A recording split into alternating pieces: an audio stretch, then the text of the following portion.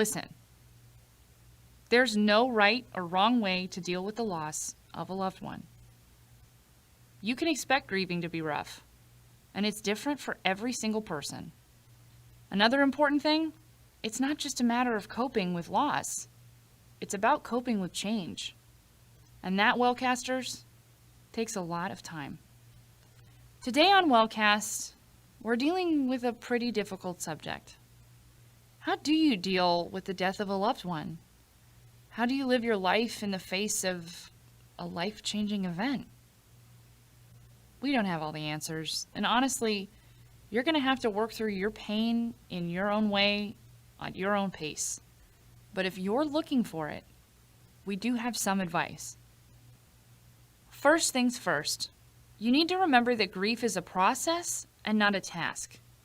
You might have heard of a popular theory that breaks up bereavement into stages: denial, anger, bargaining, depression, and acceptance. While you might identify with some or all of these steps, you gotta remember that grief is less like a staircase and more like a roller coaster. There are peaks and dips, and they don't always happen in predictable ways. You might feel better for a while and then worse, and that's okay. It's natural to have an uneven journey with your grief. Don't be afraid of the pain. You shouldn't try to stuff your sorrow away into a place where you don't have to deal with it. It's just going to stay there. In order for you to work through your grief, you're first going to have to acknowledge that it exists. There are a lot of ways to do this. You might have to be alone for a bit. Maybe you need to write down your feelings in a journal or talk to someone. Do things that make you happy. When you're grieving, it's sometimes difficult to hold on to who you are. After all, so much of your energy is focused on the mourning of your loved one, which is fair, but it's easy to get sucked into a mind space where you can't even remember your former self. We want to tell you it's okay to take time to do the things that make you feel like yourself and give you joy. Recognize the relationship between the mind and the body.